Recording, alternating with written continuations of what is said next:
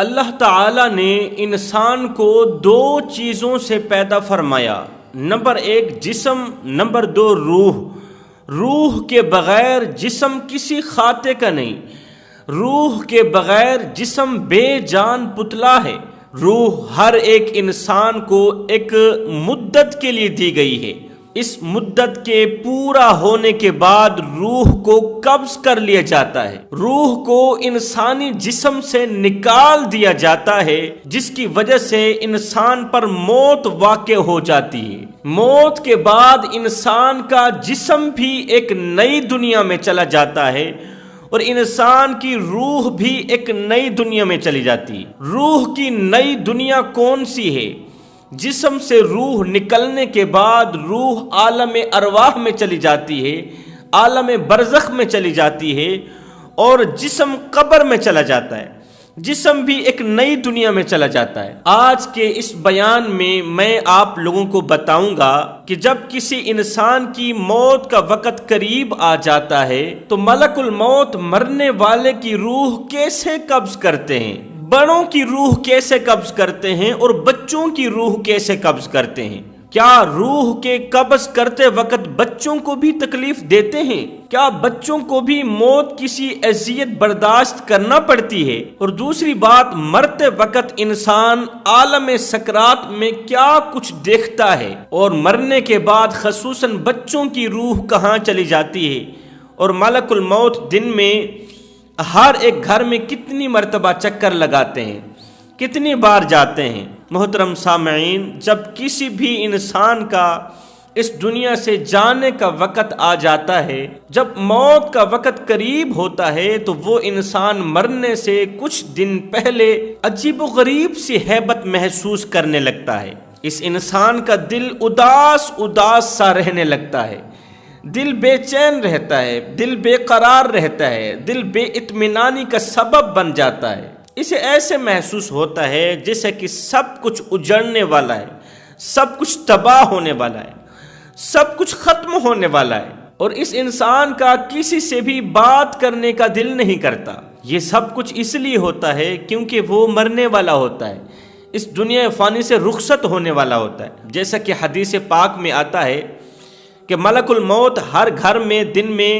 7 یا 5 مرتبہ چکر لگاتے ہیں، اور جس کی موت کا وقت قریب ہوتا ہے تو اس کی روح نکال لیتے ہیں، اس کی روح قبض کر دیتے ہیں۔ موت سے کچھ دیر پہلے، مرنے سے کچھ دیر پہلے انسان عجیب و غریب سی کیفیت میں چلا جاتا ہے، جسے سکرات کہتے ہیں۔ اس عالم کے اندر انسان عجیب و غریب سی دنیا کو دیکھتا ہے۔ اس وقت مرنے والے انسان کی آنکھوں سے تمام پردوں کو ہٹا دیا جاتا ہے۔ ایک گنہگار شخص اپنی آنکھوں سے دیکھ رہا ہوتا ہے کہ اس نے دنیا میں کون کون سے گناہ کیے، دنیا میں کون کون سی خطائیں کی، کتنی نافرمانیاں کی، کتنی غلطیاں کی، وہ اپنی آنکھوں سے دیکھ رہا ہوتا ہے۔ اس کے سامنے ویڈیو چل رہی ہوتی ہے، سین چل رہا ہوتا ہے کہ وہ دنیا میں اللہ سے چھپ کے کس قدر گناہوں پر گناہ کرتا تھا، زنا کرتا تھا۔ اس وقت انسان کو پیدا ہونے سے لے کر مرنے تک اس کی تمام زندگی دکھا دی جاتی ہے کہ اس نے زندگی میں کون کون سے اعمال کی، اچھے اعمال کیے یا برے اعمال کیے، اس نے اپنی زندگی کیسے گزاری، عزت والی زندگی گزاری یا بیکار زندگی گزاری۔ یہ سب کچھ دیکھنے کے بعد اس انسان کو یہ اندازہ ہو ہی جاتا ہے کہ اس کا انجام کیسا ہونے والا ہے۔ یہ وہ وقت ہوتا ہے کہ ایک طرف انسان کے سامنے شیطان کھڑا ہوتا ہے، دوسری طرف مرنے والے کے سامنے فرشتے کھڑے ہوتے ہیں۔ شیطان اسے ورغلاتا ہے، گمراہ کرنے کی کوشش کرتا ہے، خوب بہکانے کی کوشش کرتا ہے۔ دوسری طرف اس کے نیک اعمال کے مطابق اس کا دماغ اسے کلمہ پڑھنے کی تلقین کرتا ہے، لیکن وہ شیطان کے بہکاوے میں آ سکتا ہے۔ اگر وہ گنہگار ہوتا ہے، اگر اس نے دنیا میں شراب نوشی کی، اگر دنیا میں وہ نماز نہیں پڑھتا تھا، قرآن نہیں پڑھتا تھا، رمضان کا ادب و احترام نہیں کرتا تھا، تو شیطان کے بہکاوے میں آ سکتا ہے،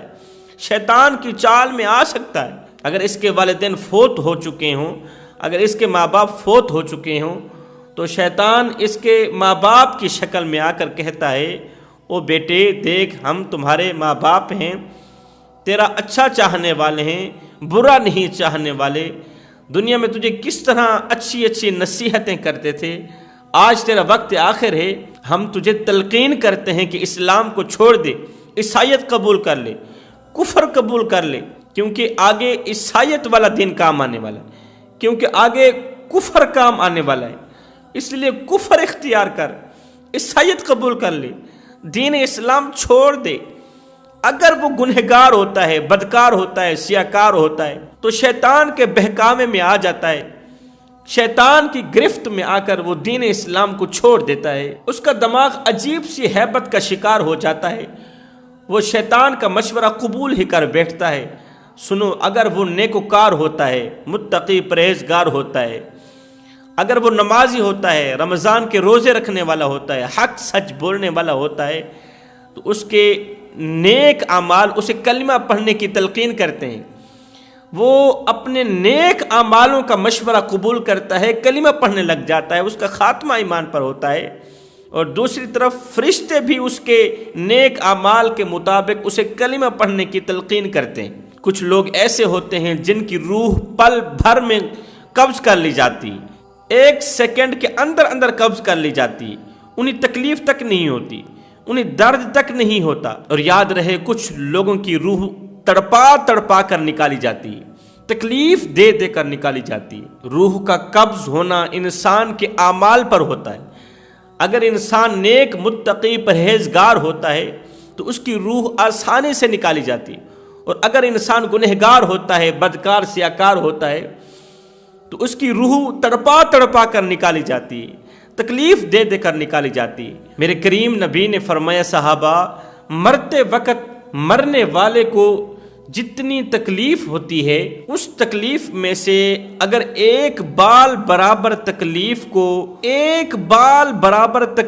کو اگر زمین و آسمان پر ڈال دیا جائے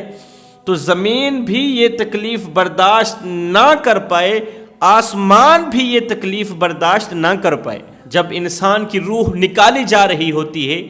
تو انسان مرنے والا چیخنے اور چلانے کی بھرپور کوشش کرتا ہے، لیکن اللہ کی طرف سے اس کی آواز کو بند کر دیا جاتا ہے، اور اس کا جسم اس قدر کمزور ہو جاتا ہے کہ وہ انسان کسی سے مدد بھی طلب نہیں کر پاتا۔ انسان کی روح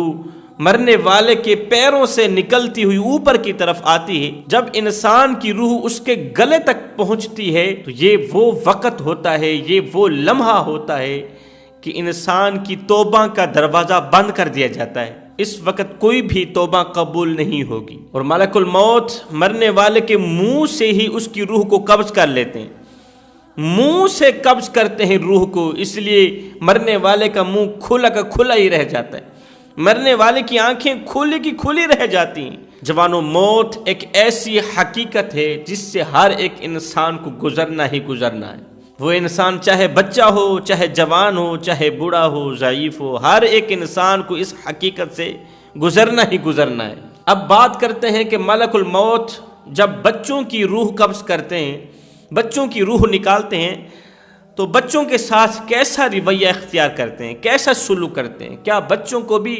اس قدر تکلیف ہوتی ہے جس طرح بوڑھے انسان کو تکلیف ہوتی ہے موت کے وقت؟ یاد رہے، ملک الموت ہر معصوم بچے کی روح کو بڑی ہی نرمی سے قبض کرتے ہیں، آسانی سے نکالتے ہیں، انہیں کسی قسم کی تکلیف نہیں ہوتی، کیونکہ وہ بچے معصوم ہوتے ہیں، ان بچوں نے ابھی زندگی میں کوئی گناہ کیا ہی نہیں، لہٰذا کسی بھی مسلمان کا بچہ جب فوت ہو جاتا ہے تو وہ قبر سے سیدھا جنت میں چلا جاتا ہے۔ اب جنت میں جا کر کہاں رہتا ہے؟ حضرت سیدنا ابراہیم اور اسماعیل علیہ السلام کی کفالت میں رہتا ہے، حضرت ابراہیم کی کفالت میں ہوتا ہے یہ بچہ اس وقت تک جب تک اس کے والدین دنیا سے رخصت نہیں ہوتے، اس کے والدین مرتے نہیں، اور قیامت کے دن اس بچے کو اس کے والدین کو سپرد کر دیا جائے گا۔ میرے کریم نبی نے فرمایا، معصوم بچے جب فوت ہو جاتے ہیں تو یہ والدین